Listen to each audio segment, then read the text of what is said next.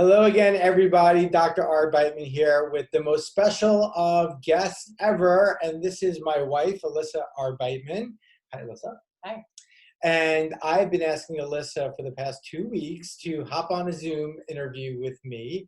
As most of you know, I have been interviewing other doctors and health providers, and Elissa is a healthcare provider, to get their perspective on what they're sharing with their patients, clients, tribe, community during this period of time that we're all home and dealing with whatever challenges it is that we're dealing with.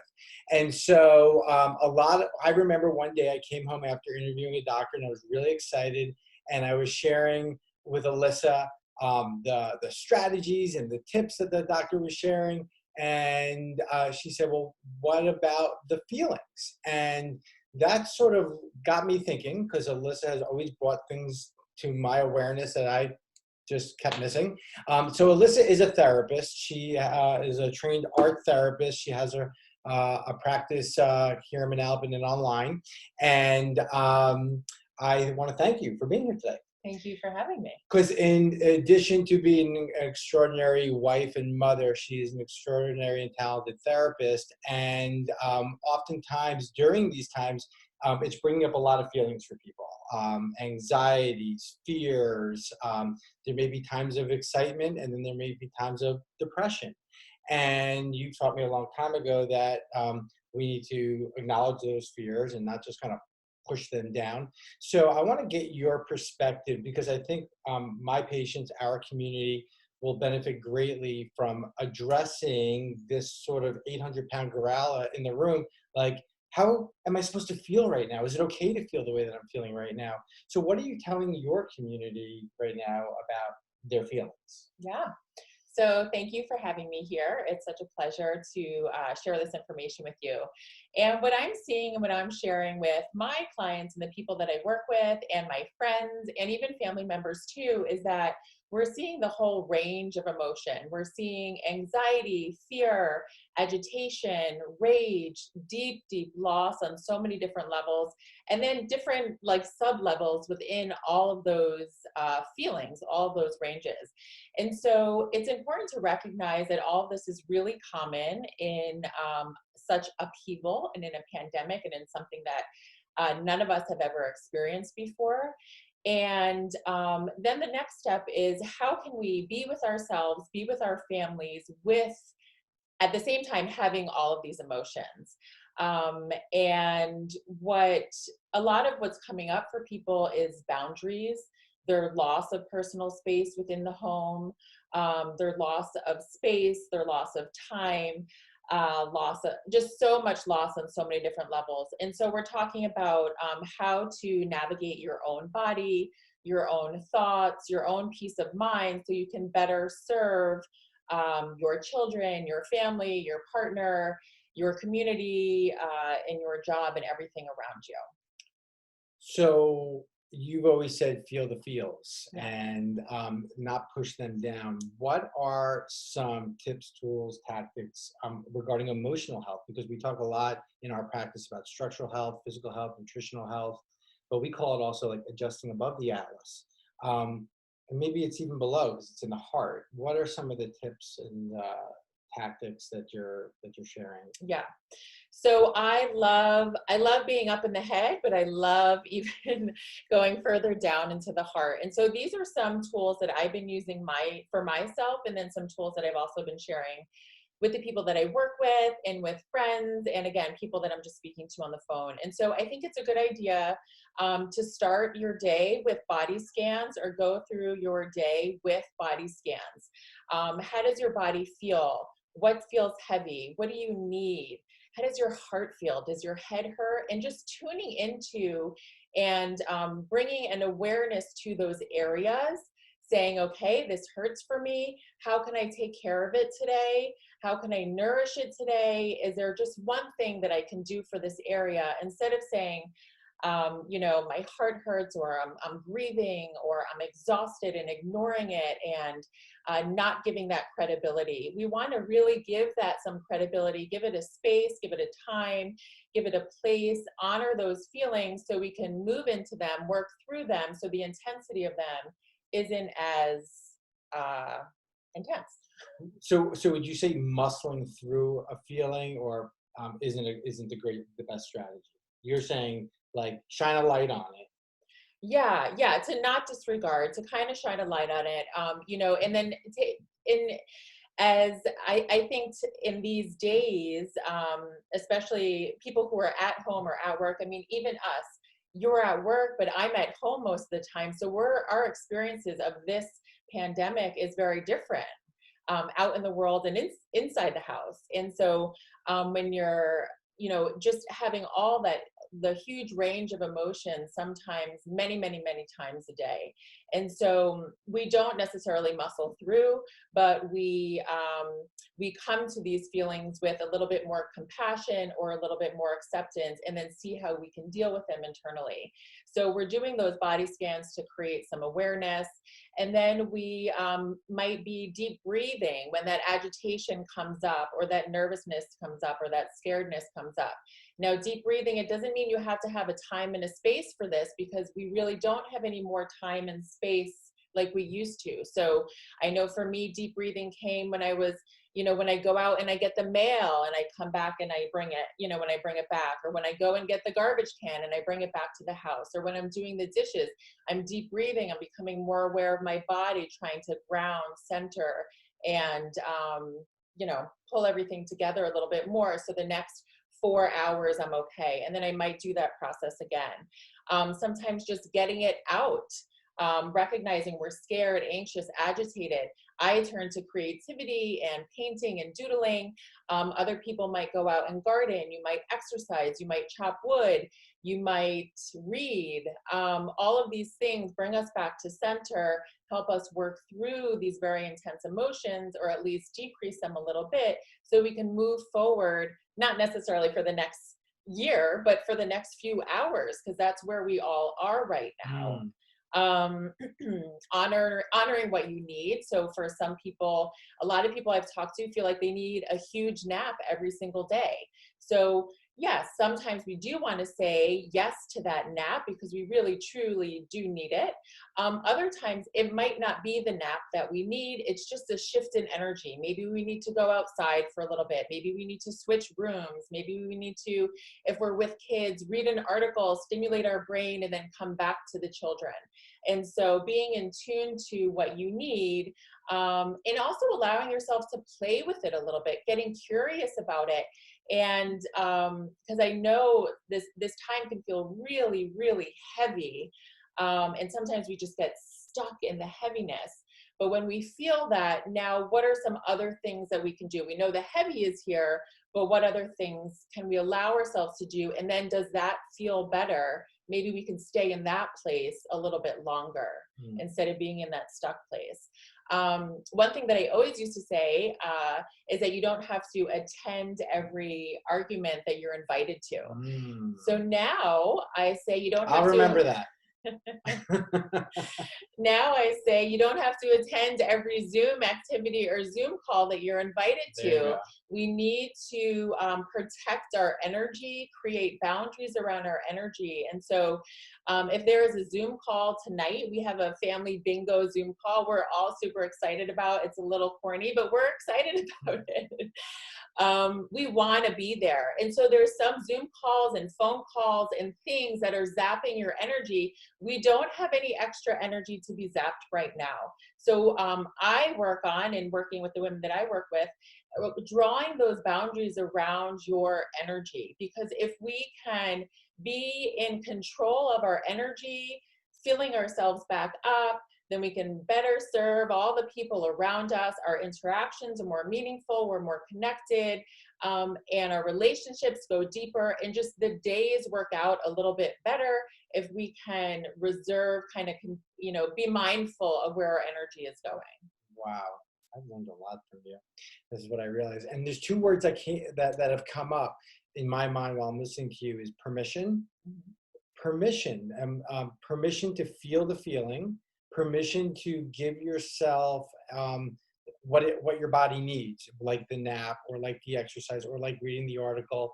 Um, and it's about self-love. It's about saying, I love myself enough to honor that I need this break from the kids, or I need to just go take a walk and not, I don't want to, not, I don't want to say the wrong thing here. Not feeling guilty isn't the right thing to say. No, that is, that it's not feeling guilty or feeling shame, that you have this feeling that you need to take care of your own needs, sometimes first, in order to care for all of these people who are deeply needing you at this time too. So yes, those are, we people feel guilty, they feel shameful, they feel disappointed, they feel embarrassed that they have these feelings, but they're very, very common right now and outside of this time as well. You're normal, is what we're Yeah. trying to say. It's normal.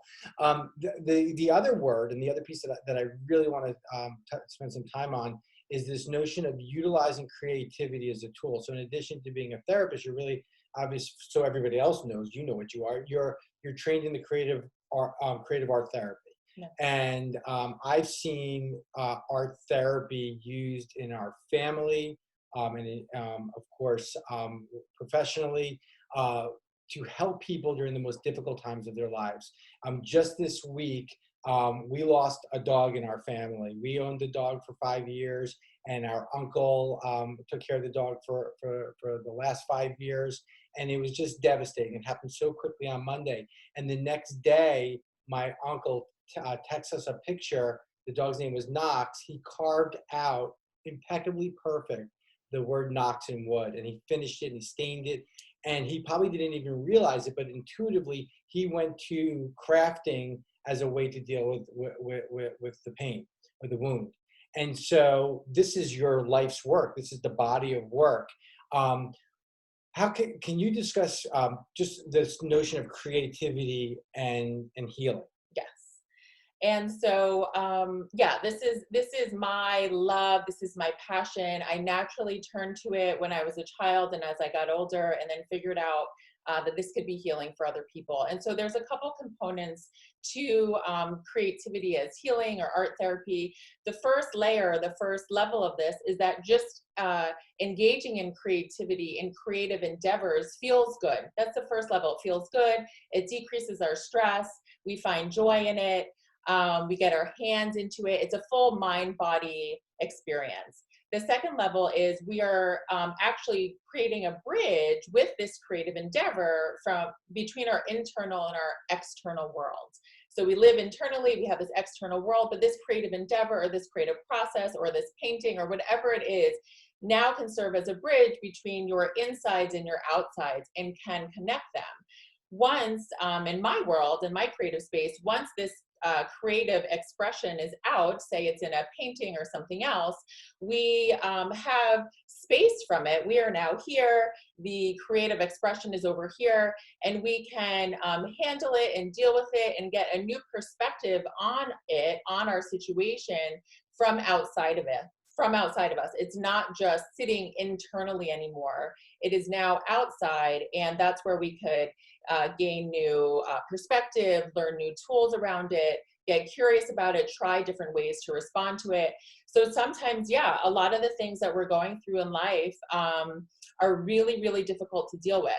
Death, chronic illness, huge, extreme amount of anxiety, sadness, postpartum, and all the other things that I didn't mention. How do we all of a sudden have the words to express these feelings? And sometimes we don't. Even when we're going through these periods of time, we don't always necessarily have the words to express. So this creative experience kind of bridges that gap and then gives us a new context to attach words to, so we can deal with it in a more comfortable way, or in a way that we feel more, that we have more control or power over. It's an empowering experience. Wow. So let's just dial into that now. So the art creativity becomes a tool. To go back to the example of Knox, it kind of our uncle had the feelings inside of his body. He creates this piece of art. Now he can see it, he can feel it, he can touch it. It makes it real. Do you have to be a craftsman? Do you have to be an artist? Do you have to have a studio? I mean, I know the answer to that, but someone listening to this, I'm not creative. Let's speak to that. Yeah, no, absolutely not. Creativity does not mean you have to be an artist. You're not an artist, but you're extremely creative in all of your problem solving and all the different things that you've created in your life. So I believe inherently human beings are just creative beings. We are drawn to it. We like looking at it. We want to use our hands. It excites us. It brings us joy and engages us. However, I think culturally or in society around age 8, we're kind of given the signal or the message that it's not the most important thing that we should be spending our time in. Even though as we grow older, we realize that it could help us emotionally, it can help us physically, it can help us with our quality of life. And we certainly need it, in our jobs and how to problem solve and how to be an out of the box thinker. So no, absolutely not. Right. So it doesn't necessarily even have to be that you're creating a piece of art. Right. You can create, you can write, you can create a new business venture, you can innovate something. Absolutely. One of the things that we do in our home on our kitchen table right now, there's just a ton of art supplies so that the children can take out a piece of paper and start to get their feelings out through art, whether they're conscious of it or unconscious of it. Right now, the Legos are out. They're creating through Legos. That's really healing for children right now. Yeah. So go ahead. I want to add one thing about the children. Many of us, some of us have children at home, and there's so much talk and discussion around the adult feelings, our feelings, and how we're going to manage this, and the jobs and parenting and homeschooling, which is all very valid and all very difficult, and we're all navigating that. There's not as much conversation around our children and how they're feeling and the emotions that they're going through and the extreme sense of loss that they're feeling. Some of it, the loss being very real, an actual death, and others just different levels of loss that we know they're experiencing, and then how are they expressing that? So for the older kids, maybe it's through words. For the younger kids, it's not. They don't have the words for it yet. It's through their behavior. And so I think it's really important to be to give everybody a little bit more space and time for their things. Everybody's challenged right now, even the little ones. And so I think that's important to recognize and be mindful of when we are, in discussion with our children or responding to them when a behavior comes up that we don't love or we don't like, and we see shifts and changes in them. This is a really difficult time for them too. They're just not able to articulate it the way we are. Perfect. Really well said, and probably most important is to honor their feelings right now. What are some activities that individuals could do, just bullet points, or as a family can do? Like, we've had some family creativity experiences together. Yeah, so that's a great question. So I think, and you can chime in too, because I think we've created some rituals in a way with our family right now to just help be bonded and together, but also move the time along a little bit. So puzzles, yeah, we've done thousands of pieces of puzzles together, right? Together and alone. Puzzling is wonderful because it's a group activity, but you can actually be in your own little space or boundary for a little bit, which is important in healing and re-energizing. The Legos are out, the art materials are out, the kids are able to go in and out, when they can. You've been doing a scavenger hunt game, which I think is wonderful. Which maybe you can touch upon in a little bit, but we've been using letters of the alphabet. I say R, and then they run around the house and go find something that begins with an R, and they run back and bring it to us. So all of these things, it sounds so silly, but right now they're actually bringing joy into our days. Yeah, and one of the things that stands out to me, and this was before all of this happened, we took a big canvas, you painted it white, and you took out some paint, and the four of us created a painting. It's abstract because four people with different colors and paint, but it's hanging up in our TV room right now. And we look at that, and the four of us created that together. And so I guess with creativity, there's no limit on what you can create. Mhm. I know that really the purpose of us doing this video was to supply some value, some perspective, and I think it's been incredible what we've given so far. I know what happens when people hear you and they meet you; they want more. And like I had mentioned in the beginning, you do have a practice. It's online and in a physical location as well, but it's all online right now. You want to just share your URL and talk about the two aspects of your practice? Yeah, so people can find me at wildandfreepainting.com. And that's where all my information is. Right now, I am leading process painting women's groups. And there are smaller, intimate groups where we meet online every week.